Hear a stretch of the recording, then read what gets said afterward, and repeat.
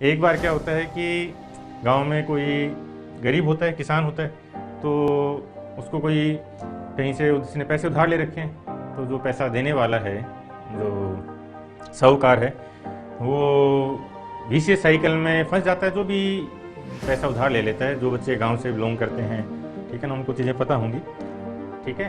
तो उस किसान का जो ब्याज है, कर्जा है, वो बढ़ता जाता है, बढ़ता जाता है, ठीक है। अब वो क्या करता है कि उसकी एक बेटी होती है, बेटी बहुत सुंदर है। तो जो साहूकार होता है वो एक शर्त रखता है कि तुम्हारा सारा ब्याज माफ़ कर दूंगा यदि तुम अपनी बेटी की शादी मुझसे कर दोगे, ठीक है। तो अब वो फादर सोच में पड़ जाता है कि भाई ऐसे दुष्ट आदमी के साथ मैं अपनी बेटी की शादी कैसे कर दूँ, समझ लो। लेकिन उस पर कर्जा भी इतना है कि चुकाना उसके बस की बात है ही नहीं, ठीक है ना।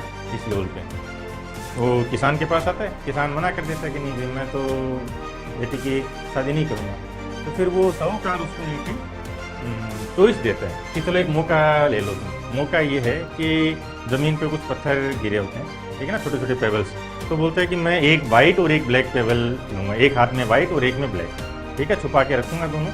और फिर तुम्हारी बेटी को उनमें से किसी एक को चूज करना है कि जैसे मान लो मुट्ठी में छुपा लिया, फिर मुट्ठी पे हाथ लगाना है।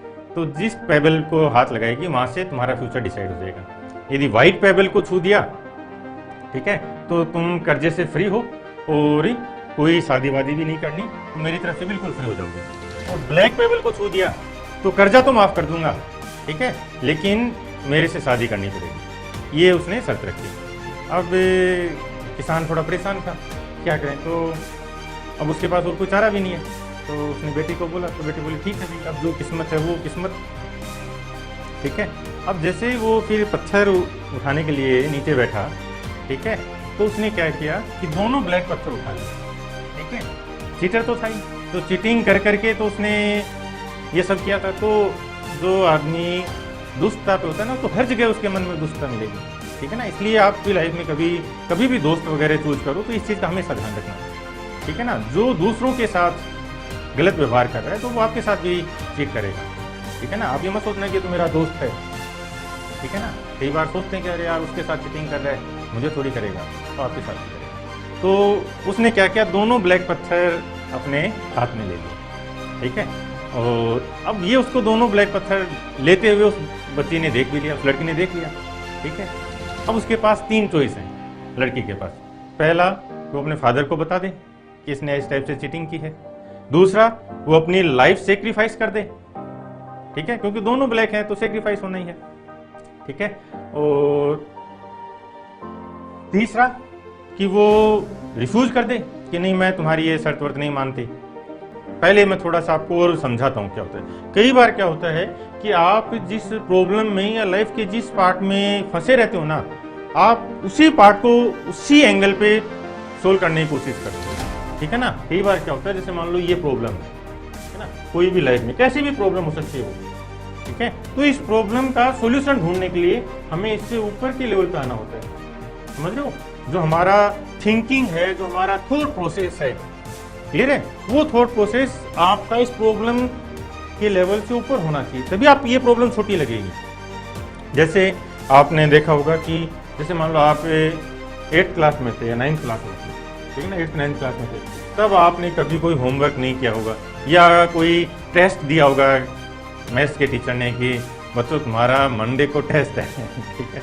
तो उस टेस्ट के लिए आपने सैटरडे को भी नहीं पढ़ाई की, संडे को भी क्रिकेट खेलते रहे पूरा दिन, और संडे की नाइट जैसे ही सोने का टाइम हुआ, ठीक है ना, तब याद आई कि कल रात तो गुरुजी का टेस्ट है या तो फिर डंडा है, समझ रहे हो। तब आपको क्या लगता होगा कि यार मेरी लाइफ में देखो कैसी प्रॉब्लम है। ये तो मैं एक एग्जांपल ले रहा हूँ। जब आप पीछे देखोगे तो लाइफ में ऐसी बहुत सी प्रॉब्लम्स आपको लगी होंगी कि ये जो प्रॉब्लम है ना, इससे बड़ी प्रॉब्लम तो लाइफ में हो ही नहीं सकती। फिर आज हम 5 साल 10 साल बाद पीछे मुड़ के देखते हैं लाइफ को, तो क्या लगता है, हंसी आती है कि यार वो क्या छोटी सी प्रॉब्लम थी, मैं इतना परेशान हो गया था, समझ रहे हो। पॉइंट समझ में आ गया। इसलिए कभी भी जो आपका प्रॉब्लम का लेवल है वो उससे हमेशा आपका जो थॉट प्रोसेस है वो ऊपर होना चाहिए, ठीक है। अब उस लड़की ने क्या किया वो बताओ। उसने क्या किया कि जो धीरे से, जैसे मान लो ये मुट्ठी में उसने पेबल ले रखा है, तो फिर ऐसे हाथ लगाया और बोला कि लाओ ये पेबल निकालते हैं, ठीक है। तो पेबल अपनी मुट्ठी में लेके और उसको अचानक ऐसे फेंक दिया, ठीक है ना, दिखने नहीं दिया, फेंक दिया, ठीक है ना। फिर बोले अरे वो तो गिर गया, वो पत्थर तो गिर गया कहीं। अब ये जो दूसरी मुट्ठी में यहाँ से डिसाइड कर लेते हैं, क्लियर है। जो मेरे पास आया था वो तो एक्सीडेंटली गिर गया कहीं, अब जो दूसरी मुट्ठी है यहाँ से डिसाइड कर किया जा सकता है, ठीक है। तो दूसरी मुट्ठी में खोलते ही क्या था, ब्लैक। ये था कि एक हाथ में वाइट होगा, वाइट, और एक में ब्लैक, ठीक है। अब ये वाइट वाला खो गया कहीं, मुझे नहीं पता कि इसमें क्या था, लेकिन उसके हाथ में बचा है वो ब्लैक है, इसका मतलब जो दूसरे हाथ में था वो तो वाइट होना चाहिए था, ठीक है। और वाइट का मतलब है कि फ्री, क्लियर है। तो मैं ये कहानी ये बताती है कि बहुत बार हमें प्रॉब्लम से बाहर निकलने के लिए कुछ अलग तरीके से सोचना पड़ता है, ठीक है। इसके लिए आप मान लो कई बार हम नहीं सोच पाते हैं, तो आपको क्या करना चाहिए, जो आपसे सीनियर हों, अच्छे पढ़े लिखे हों, जिन पर आप विश्वास कर सकते हो, ठीक है ना, उन प्रॉब्लम्स के लिए उनकी हेल्प ले लेनी चाहिए, या फिर आपको अप्रोच करने का तरीका बदलना चाहिए।